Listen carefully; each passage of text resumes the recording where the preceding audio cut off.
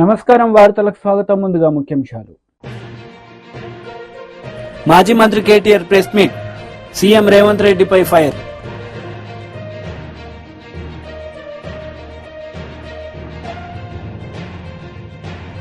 Janasena leader Nadendla Manohar press meet, పలు అంశాలపై వివరణ.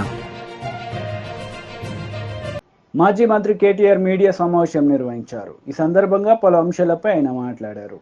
అవేదో ఆక్రమణల కింద చిత్రీకరించి దయా దాక్షిణ్యం లేకుండా ఉదయం 3 గంటలకి నోటీసు లేదు, కనీసం పేదవాళ్ళనే సోయి లేదు, ఆ పేదవాళ్ళ పిల్లలు అక్కడ చదువుకుంటున్నారనే జ్ఞానం లేదు, వాళ్ళంతా దివ్యాంగులనే ఇంగిత జ్ఞానం కూడా లేదు. కనీసం ఇంత కుసంస్కారంగా బుల్డోజర్లను ఇంటి మీదకి పంపి వాళ్ళందరినీ పొద్దున 3 గంటలకు వచ్చి నిర్దాక్షిణ్యంగా 29 ఆగస్టు నాడు కొట్టిపారేసినారు. 75 ఇండ్లు నేలమట్టం చేసినారు. నేను రేవంత్ రెడ్డి గారిని అడుగుతా ఉన్నా, పదే పదే చెప్తుంటావు పాలమూరు బిడ్డను, నేను మీ పాలమూరు బిడ్డల ఆశీర్వాదంతోనే ముఖ్యమంత్రి అయినాను అని చెప్తా ఉంటావు. ఎందుకు నువ్వు ముఖ్యమంత్రి అయింది? పేద ప్రజల కడుపు కొట్టనికా? పేద ప్రజలు మీ కాంగ్రెస్ ప్రభుత్వమే ఇచ్చిన పట్టాలలో ఇండ్లు కట్టుకుంటే వాటిని కూలగొట్టనికా? ఈరోజు నేను అడుగుతా ఉన్నా ఈ ప్రభుత్వాన్ని, ఒక్క కారణం చెప్పగలుగుతారా ఫలానా కారణంతోనే అక్కడ కూలగొట్టినామని? నిజానికి చిత్తశుద్ధి ఉన్న ప్రభుత్వం అయితే గతంలో కేసీఆర్ గారి ప్రభుత్వం చేసినట్టుగా పేదలు బీదలు ఉంటే వాళ్ళు గనక ఎక్కడైనా గవర్నమెంట్ స్థలంలో ఇల్లు కట్టుకుంటే జీవో నంబర్ 58, 59 కింద ఆనాడు రెగ్యులరైజ్ చేసిన ఘనత కేసీఆర్ గారి ప్రభుత్వాన్ని. అక్కడ ఎవరైనా తెలియక కట్టుకుంటే పేదవాళ్ళు కదా, ఒక గుంటెడు జాగా కంటే తక్కువ ఉంటే వాళ్ళకే లీగలైజ్ చేయండి, రెగ్యులరైజ్ చేయండి అని చెప్పి లక్షల పట్టాలు జీవో నంబర్ 58 కింద పేదవాళ్ళకు అందజేసినాం. 59 కింద 120 గజాల కంటే ఎక్కువ ఉంటే నామమాత్రం ఫీజు, ఒక 10% ఫీజు పెట్టి మార్కెట్ వాల్యూలో వాళ్ళకు కూడా రెగ్యులరైజ్ చేసినాం. ఇది సంస్కారవంతమైన ప్రభుత్వం చేయాల్సిన పని. కానీ నీ ప్రభుత్వం ఏం చేస్తుంది? రోడ్డు మీద దివ్యాంగులను పడేసి, వాళ్ళు పాపం కళ్ళు లేని వాళ్ళు, కాళ్ళు లేని వాళ్ళు, చెయ్యి లేని వాళ్ళు, వాళ్లను గోసబుచ్చుకుంటే, వాళ్ళ పిల్లలు రోడ్డు మీద పడితే, బడికి పోయే పిల్లలు పుస్తకాలు కొట్టుకపోతే మా శ్రీనివాస్ గౌడ్ గారు పాపం 10 రోజుల పాటు వాళ్ళకు అండగా ఉన్నాడు, వాళ్ళకు భోజనం పెట్టినాడు, వాళ్ళను శిబిరానికి తరలించి ఆదుకునే ప్రయత్నం చేసినాడు. నేను రాష్ట్ర ప్రభుత్వాన్ని, ముఖ్యంగా రేవంత్ రెడ్డి గారిని పాలమూరు బిడ్డ అని చెప్పుకునే రేవంత్ రెడ్డి గారిని అడుగుతా ఉన్నా, నీకు గనక నిజంగా సంస్కారం ఉంటే, నీకు కనీసం పేదల పట్ల ప్రేమ ఉంటే, వెంటనే ఆ 75 మందికి వెంటనే తక్షణమే డబుల్ బెడ్రూమ్ ఇండ్లు కేటాయించి ఉన్నాయి. మహబూబ్నగర్లో మేము కట్టినే ఇంకా ఇయ్యని ఇంకో ఈజీగా ఇంకో 200-300 వెళ్తాయి. వెంటనే కేటాయించు, వాటిలోకి వాళ్ళని తరలించు. ఇది నెంబర్ 1 డిమాండ్. రెండోది, ఏ అధికారులైతే అక్రమంగా అన్యాయంగా బుల్డోజర్లు పెట్టి ఆ పేదలను రోడ్డు మీద పడేసినారో వాళ్ళ మీద చర్య తీసుకో. నువ్విచ్చిన పట్టాకు, నీ ప్రభుత్వం, నీ కాంగ్రెస్ ప్రభుత్వం ఇచ్చిన పట్టాకే విలువ ఇవ్వని నువ్విచ్చిన పట్టాను చిత్తు కాగితంతో చూసిన అధికారులు ఎవరైతున్నారో వాళ్ళ మీద వెంటనే చర్య తీసుకోవాలి. సస్పెండ్ చేస్తావా, సర్వీస్ నుంచి తొలగిస్తావా, ఏం చేస్తావా చెయ్యి, కానీ దమ్ముంటే ఆ నిర్ణయం కూడా తీసుకోవాలని చెప్పి నేను రేవంత్ రెడ్డిని డిమాండ్ చేస్తా ఉన్నా. మరొక ముఖ్యమైన మాట కూడా ఈ సందర్భంగా నేను ఈ నాగర్ కర్నూలు వేదికగా చెప్పదలుచుకున్నా. ఇప్పుడే ఇక్కడికి వచ్చేటప్పుడు మా సోదరులు మరి జనార్దన్ రెడ్డి గారు, ఆల వెంకటేశ్వర రెడ్డి గారు, శ్రీనివాస్ గౌడ్ గారు, నవీన్ రెడ్డి గారు, ఎమ్మెల్సీ గారు అందరం కలిసి మాట్లాడుకుంటూ వస్తా ఉన్నాం.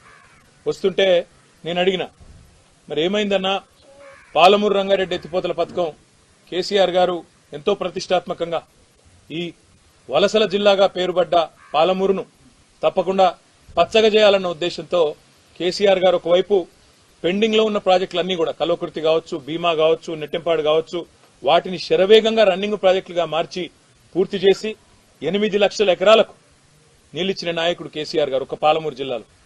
మరి అట్లాంటి పాలమూరు శాశ్వతంగా ఒక ధాన్య భాండాగారం కావాలన్న ఉద్దేశంతో పాలమూరు రంగారెడ్డి ఎత్తిపోతల పథకాన్ని తీసుకున్న విషయం మీకు తెలుసు. అందులో రిజర్వాయర్లన్నీ పూర్తయినాయి. వట్టెం కావచ్చు, కరివెన కావచ్చు, దండాపూర్ కావచ్చు, ఏదుల కావచ్చు, అన్ని కూడా నార్లాపూర్ కావచ్చు, ఇవన్నీ కూడా పూర్తయిపోయినాయి.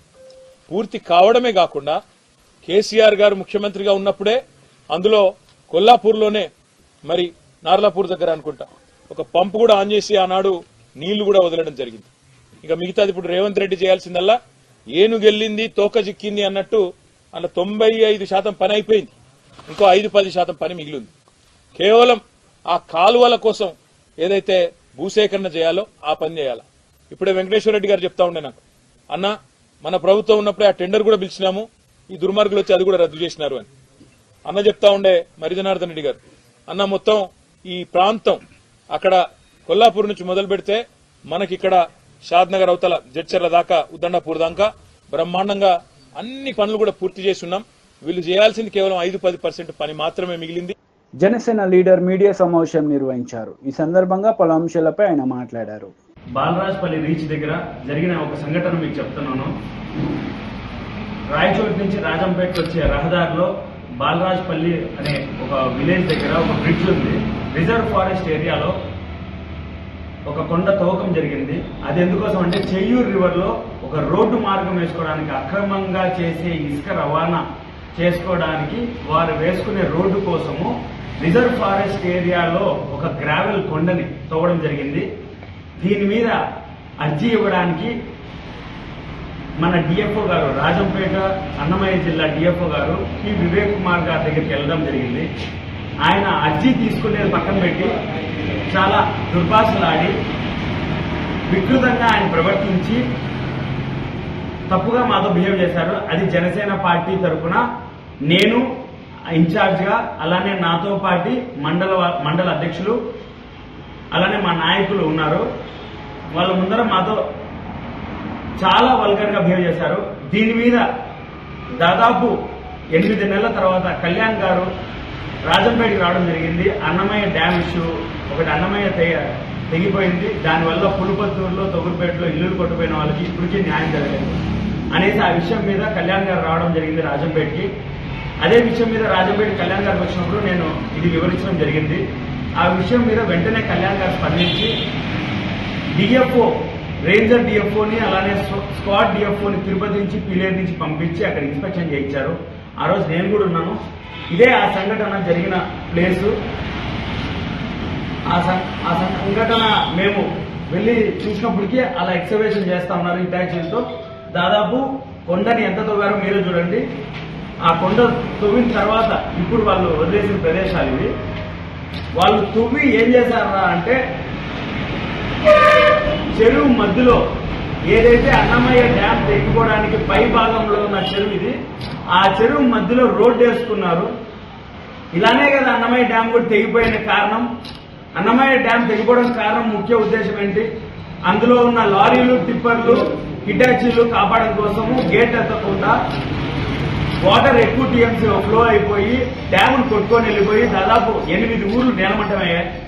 అప్పటికి మళ్ళా సిగ్గు లేకుండా ఇక్కడ ఉన్న అధికారులు, శాసనసభ్యులు ఎవరైతే గెలిచారో పోయినసారి, వాళ్ళు మళ్ళా వాళ్ళ ఇసుక రీచుల కోసము, దొంగ ఇసుక రవాణా కోసం చెరువు మధ్యలో రోడ్డు వేసేకి గ్రావెల్ కొండను తవ్వి దాంట్లో తూంపులు పెట్టుకొని మరీ వాళ్ళు రవాణా చేస్తున్నారు. ఈ విషయం మీద నేను గట్టిగా రిపోర్ట్ అయితే ఇచ్చాను. టిప్పర్లు పెట్టుకొని తోలారు. టిప్పర్లు పెట్టుకొని ఇసుక తోలేకి ఆ రోడ్డు వాడేవాళ్ళు. ఇదే విషయం మీద వివేక్ గారి దగ్గరికి వెళ్తే వాళ్ళు రియాక్ట్ అయిన పద్ధతి ఇది. ఇవన్నీ మీకు ఎందుకు చెప్తున్నానంటే ఇవాళ కంప్లీట్ గా ప్రూవ్ అయింది. ఏంటంటే స్క్వాడ్ కూడా వచ్చి రివీల్ చేసింది ఏంటంటే అది కంప్లీట్ గా reserve forest area. Reserve forest ఏరియాలో కాస్త భాగం రెవెన్యూ, అంటే ఏదైతే చెరువు పొరంబోకు అంటారో లేదా బ్రిడ్జ్ కానుకొని ఉన్న రెవెన్యూ ల్యాండ్ ఏదైతే ఉందో అందులో తవ్వకం జరిగింది. కానీ విత్ ఇన్ 500 మీటర్స్ రేడియస్ లోపల కన్నా రెవెన్యూ ల్యాండ్ లో ఏ మైనింగ్ జరగాలన్నా అది ఫారెస్ట్ డిపార్ట్మెంట్ అయినా అండ్ రెవెన్యూ డిపార్ట్మెంట్ అయినా మైనింగ్ డిపార్ట్మెంట్ అయినా ముగ్గురు డిపార్ట్మెంట్లు కలిసిగా వచ్చి ఇన్స్పెక్షన్ చేసి అక్కడ మైనింగ్ పర్మిషన్స్ ఇవ్వాలి. ఇప్పుడు వరకు వాళ్ళు పర్మిషన్స్ ఇవ్వలేదు. అలానే అక్కడ జరిగిన మైనింగ్ కి నేను ఇచ్చిన అర్జీ డేట్ నుంచి ఏదైతే నేను అర్జీ ఇచ్చానో వివేక్ గారికి, వాళ్ళు ఆయన తీసుకోలేదు. అది పక్కన పెడితే కింద వాళ్ళ ఆఫీసర్తో నాకు వైసీపీ లీడర్ మీడియా సమావేశం నిర్వహించారు. ఈ సందర్భంగా పలు అంశాలపై ఆయన మాట్లాడారు. అసలు 2వ సంవత్సరం మీరు ఇంతవరకు సదర్ పార్కింగ్ కాంట్రాక్టర్ దగ్గర డబ్బులు ఎందుకు తీసుకోవాలా? ఆ కాంట్రాక్టర్ మీద అంత ప్రేమ ఎందుకు? అమ్మవారి ఆలయానికి కట్టాల్సిన 2,04,00,000 2,05,00,000 డబ్బులు మీరు కాంట్రాక్టర్ దగ్గర తీసుకోకుండా కాంట్రాక్ట్ని ఏ విధంగా కొనసాగిస్తారు? ఇక్కడ కూడా ఒక మతలబు ఉంది. కాంట్రాక్ట్ని ఏ విధంగా కొనసాగిస్తున్నారు అధ్యక్ష? 6 నెలల పాటంట ఉచితంగా సదర్ కాంట్రాక్టు భక్తుల దగ్గర నుంచి డబ్బులు కొట్టేయడానికి వీళ్ళు అధికారిక ఉత్తర్వులు జారీ చేశారు. ఏంటి మురళి గారు, 2వ సంవత్సరం డబ్బులు కట్టాలి, కట్టకుండా ఏం చేశారు? అతను 2,05,00,000 కట్టాల్సిన అవసరం లేదు. కట్టకుండా ఒక 6 నెలల పాటు, అంటే జూన్ నుంచి 6 నెలలు, June, July, August, September, October, November, ఈ 6 నెలల పాటు ఉచితంగా అమ్మవారి భక్తుల దగ్గర నుంచి డబ్బులు వసూలు చేసుకోవడానికి, డబ్బులు కొట్టేయడానికి అధికారికంగా ఉత్తర్వులు జారీ చేశారు. ఇది ఈఓ గారు రికమెండ్ చేస్తే ఎండోమెంట్ కమిషనర్ కూడా ఏం చేశారు? ఎండోమెంట్ కమిషనర్ కూడా దీనికి అధికారికంగా ఉత్తర్వులు జారీ చేశారు. ఎప్పుడో తెలుసా? 9/9/2024, అంటే ఒక 4 రోజుల కిందట. 9/9/2024 ఈ కాగితాలన్నీ మీకు పెడతాం. ఇక ఎండోమెంట్ కార్యాలయానికి ఈఓ గారు రాసింది 18/6/2024. అంటే ప్రభుత్వం మారంగానే వీళ్ళ దోపిడీకి శ్రీకారం చుట్టూ మొదలు పెట్టేశారు. ఇదేది నా సొంతంగా మాట్లాడట్లా, అన్ని ఆధారాలతో వాస్తవాలు మాట్లాడుతున్నా. 6 నెలల పాటు అమ్మవారి ఆలయంలో పార్కింగ్ కాంట్రాక్టర్ బుద్ధా వెంకన్న గారి బినామీ మహేషో ఎవరో ఉంది అతని పేరు, బుద్ధా వెంకన్న గారి బినామీకి 6 నెలల పాటు, అంటే నేను చెప్పేది కాంట్రాక్ట్ ప్రైస్ ప్రకారం అయితే 1,02,00,000 ఫ్రీగా రాసిచ్చారు. 1,02,00,000 ఫ్రీగా రాసిచ్చారు. లాభం ఎంత వస్తుందో నాకు తెలియదు. పైన 1,02,00,000 ఈ 6 నెలల్లో అమ్మవారి భక్తుల దగ్గర నుంచి వసూలు చేసుకోవడానికి అధికారికంగా ఉత్తర్వులు జారీ చేస్తారు. మీరు ఎవరు? అమ్మవారి ఆలయంలో ఫ్రీగా భక్తుల దగ్గర నుంచి డబ్బులు వసూలు చేసుకోమని అధికారిక ఉత్తర్వులు ఇవ్వడానికి అసలు మీరెవరు? మీకు ఏమి హక్కు ఉంది? ప్రభుత్వం మారంగానే దోపిడీ మొదలు పెట్టేశారు కదా మీరు. ఇక డేట్లు కూడా చెప్పే కదా, 18/6/2024. ఎండోమెంట్ కమిషనర్ గారు రిలీజ్ చేసిన ఆర్డర్ 9/9/2024. పోనీ టెండర్ నిబంధనలన్నీ చదవమంటారా? ఇందులో ఎలాంటి ప్రకృతి వైపరీత్యాలకు సంబంధించిన, ఎట్లాంటి ప్రభుత్వ అధికారులు వాహనాలు వచ్చినా, ఆలయ వాహనాలు వచ్చినా వాటికి టోల్ గేట్ తీసుకోకూడదు. ఈ 6 నెలల మినహాయింపు అంటే ఎందుకు ఇచ్చారు తెలుసా మీకు? చాలా ఆశ్చర్యపోతారు ఈ మాట చెప్తే. ఈ 6 నెలల మినహాయింపు దేనికి ఇచ్చారు తెలుసా? ఒకసారంట చీఫ్ జస్టిస్ గారు వచ్చారంట దర్శనానికి, హైకోర్టు చీఫ్ జస్టిస్ గారు వచ్చారంట, అందువలన కాంట్రాక్టర్ క్లాస్ వచ్చిందంట. ఇంకొకసారి గవర్నర్ గారు వచ్చారంట దర్శనానికి, అందువల్ల కూడా లాస్ వచ్చిందంట. నేను చెప్పట్లే ఈ మాటలన్నీ, ఇవన్నీ మన ఈవో గారు రాసి. బీజేపీ లీడర్ మీడియా సమావేశం నిర్వహించారు. ఈ సందర్భంగా పలు అంశాలపై ఆయన మాట్లాడారు. ఈనాటి పత్రికా సమావేశం యొక్క అంశం ఈ రాష్ట్ర ఆర్థిక పరిస్థితి మీద ప్రభావం పడేటటువంటి అంశం. ఈ రాష్ట్రంలో ఇప్పటికే సివిల్ సప్లై కార్పొరేషన్ దాదాపు 54-55 వేల కోట్ల అప్పులలో ఉన్నది. అది టీఆర్ఎస్ పార్టీ చేసినటువంటి నిర్వాహకం కావచ్చు, కొత్తగా ప్రభుత్వం ఏర్పాటు చేసినటువంటి కాంగ్రెస్ పార్టీ పాత్ర కూడా దాంట్లో ఉన్నది. మేము చాలా స్పష్టంగా చెప్పినాం. అసెంబ్లీ సమావేశాల సందర్భంగా కార్పొరేషన్ల అప్పులు, ప్రభుత్వ అప్పుల మీద చర్చ జరిగినప్పుడు ప్రభుత్వం యొక్క అసమర్థత నిర్ణయాల వల్ల, లాలూచి నిర్ణయాల వల్ల గతంలో జరిగింది. మీరు ఆ రకమైనటువంటి వ్యవహారాలు చేయవద్దు, రాష్ట్రాన్ని అప్పుల పాలు చేయవద్దు, సంస్థలను కాపాడాలని అసెంబ్లీ సమావేశాల్లో పార్టీ తరఫున చెప్పినాం. మేము అనుకున్నాం కొత్తగా వచ్చినటువంటి ప్రభుత్వం ప్రతిపక్ష రాజకీయ పార్టీల సలహాల మేరకు ఈ రాష్ట్రంలో పాలన కొనసాగిస్తుందేమో అని కొంత నమ్మినాం. కానీ ఇప్పుడు ఈ ప్రభుత్వం వ్యవహారం చూస్తే, ప్రభుత్వం మొన్న 5-6 నెలల క్రితం సివిల్ సప్లైలో వడ్ల టెండర్ పెట్టింది. ఆ టెండర్లలో జరిగినటువంటి గోల్మాల్ ఏంటంటే యావరేజ్గా 35 లక్షల మెట్రిక్ టన్నుల వడ్లకు టెండర్ పెట్టి 2007 రూపాయల చొప్పున ఒక 5 బిడ్డర్లకు ప్రభుత్వం అప్పగించింది. దాదాపు 8-9 వేల కోట్ల రూపాయల విలువ గల వడ్లని ప్రభుత్వం అప్పగించింది. దాంట్లో కండిషన్ ఏంటంటే ఈ రాష్ట్రంలో ఉన్నటువంటి మిల్లర్ల దగ్గర ఎన్ని వడ్లయితే 35 లక్షల మెట్రిక్ టన్నుల వడ్లని ప్రభుత్వానికి 2007 రూపాయల చొప్పున జమ చేసి తద్వారా మార్కెట్ ఫీజు కూడా కట్టి రాష్ట్ర ఖజానాకు ఆ డబ్బంతా జమ చేస్తామని టెండర్లో పాల్గొన్నటువంటి 5 బిడ్డర్లు టెండర్ దక్కించుకున్నారు. టెండర్ దక్కించుకున్నటువంటి బిడ్డర్లు ఏం చేయాలా? 20,70 రూపాయల చొప్పున ఒక్క మెట్రిక్ టన్నుకు ప్రభుత్వానికి చెల్లించి మిల్లర్ల దగ్గర స్టాక్ ఉన్నటువంటి వడ్లని వాళ్ళు లిఫ్ట్ చేయాలి.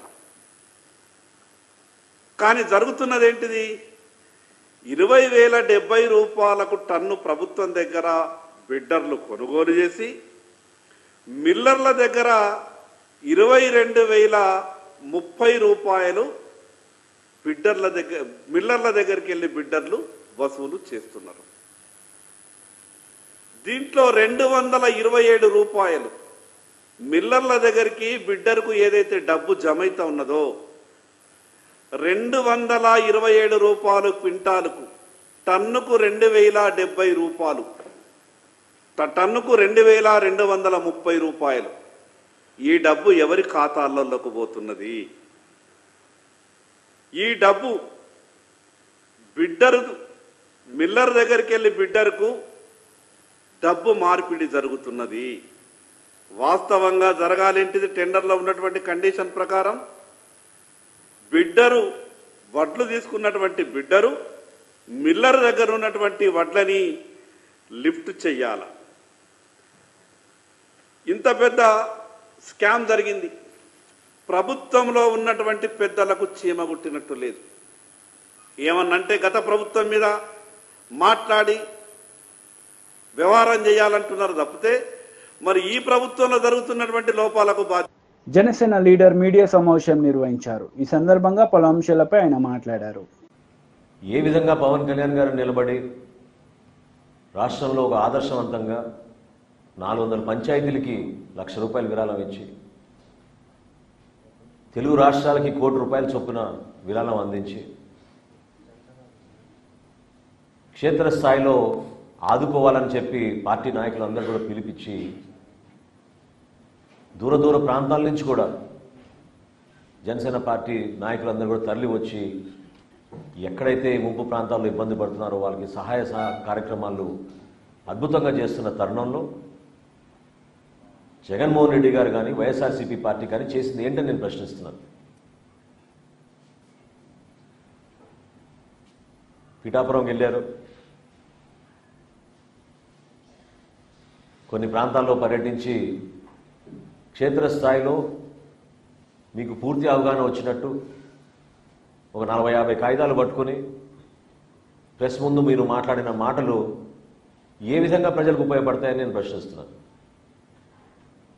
ఒక్కసారి మీరు గతంలో పవన్ కళ్యాణ్ గారి నాయకత్వంలో జనసేన పార్టీ 5 సంవత్సరాల్లో ఎప్పుడైనా ఇటువంటి సందర్భాల్లో ఏ విధంగా మేము స్పందించేవాళ్ళం?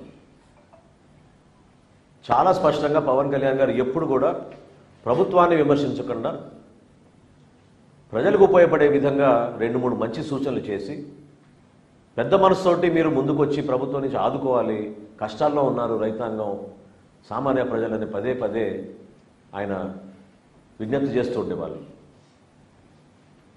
ఈ రోజున వాస్తవాలు ఏంటి?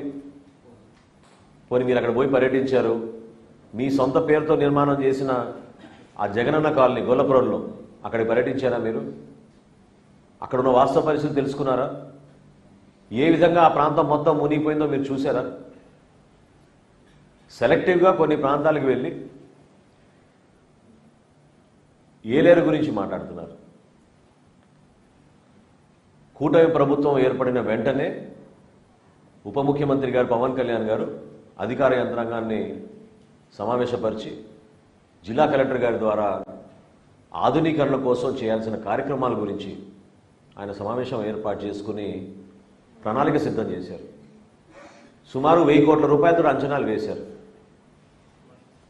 మరి మీ 5 సంవత్సరాల్లో ఎందుకు మీరు పనిచేయలేకపోతున్నారంటే, ఎందుకు చేయలేదని అంటే విచిత్రమైన సమాధానం ఏంటంటే వర్షాలు ఎక్కువ పడ్డాయంట. అసలు స్పందించే మనస్తత్వం ఏది మీలో నేను అడుగుతున్నాను. మీరు ఎప్పుడైనా మీ జేబులోంచి 1 లక్ష రూపాయలు తీసేవరకని ఇచ్చారా? సామాన్యుడు ఇబ్బంది పడుతుంటే మీరు పరదాలు కట్టుకుని తిరిగారే ఆ రోజుల్లో. మ్యాన్ మేడ్ డిజాస్టర్ అంటే అద్భుతమైన ఉదాహరణ అన్నమయ్య ప్రాజెక్ట్. కేవలం మీ ఇసుక దోపిడీ కోసం గేట్లు ఎత్తకుండా 24 మంది బలైపోతే, 38 మంది ఆచూకీ ఈ రోజుకు తెలియకపోతే, 12 రోజుల తర్వాత సొంత జిల్లాలో ముఖ్యమంత్రి గారు పర్యటించారు. 12 రోజుల తర్వాత 5 సెంట్లు భూమి ఇచ్చి మీకు 4 రోజుల్లోనే ఇల్లు కట్టే కార్యక్రమం ప్రారంభించి నేనే వచ్చి మీకు తాళాలు ఇస్తా అన్నాడు. ఇది ఎప్పుడు 2021లో. ఆయన ముఖ్యమంత్రిగా దిగిపోయే రోజు వరకు కూడా ఇల్లులు అక్కడ పూర్తి కాలేదు. ఏ ఒక్కరికి తాళం ఇవ్వలేదు. ఈయన మాట్లాడతాడు మ్యాన్ మేడ్ డిజాస్టర్ అని. అన్నమయ్య ప్రాజెక్టు ఏ విధంగా కూలిపోయిందో దానికన్నా మ్యాన్ మేడ్ డిజాస్టర్ ఏముంటుంది చెప్పండి. ఈరోజు బుడమేరు కానివ్వండి, ఏలేరు కానివ్వండి, కనీసం బేసిక్ మినిమం వార్తలు ముగించే ముందు ముఖ్యాంశాలు మరోసారి. మాజీ మంత్రి KTR press meet, CM Revanth రెడ్డిపై ఫైర్.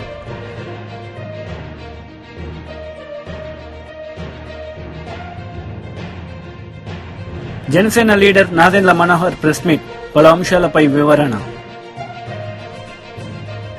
ఈ వార్తలు ఇంతటితో సమాప్తం. తిరిగి ప్రసారమయ్యే వార్తల్లో మళ్ళీ కలుద్దాం. అంతవరకు సెలవు. నమస్తే.